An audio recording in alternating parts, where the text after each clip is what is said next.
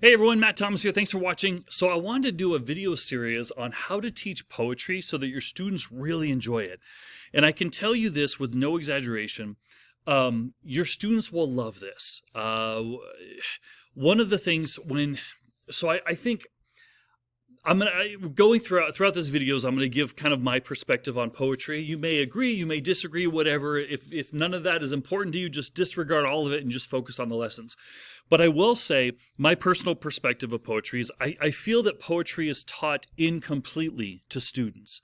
So I'll share really quickly my background. My mother's a world-renowned haiku writer, and no, there's no money in being a world-renowned haiku writer. I grew up in a poetic household, a household really focused on poetry. So my perspective of poetry, I want to say respectfully, is kind of like based on the real world, you could say. My mother owned a publishing company. She's published many books. She's been in many books, all that stuff.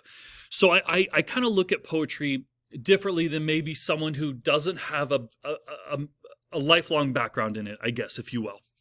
So when I became a high school teacher, I looked at how poetry was taught and I thought, this is it. Like they're not focusing on poetry holistically or completely.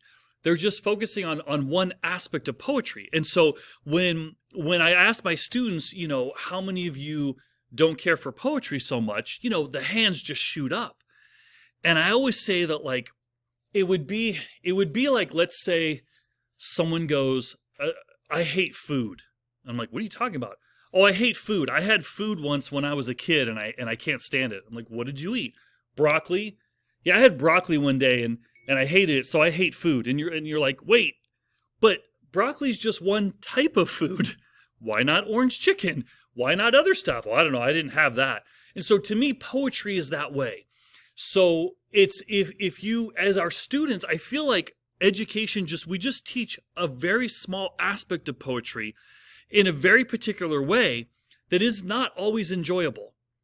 And the reality is there is so much more to poetry, and there's so much that we have to have our students realize is poetry. And so that's what this whole series is all about.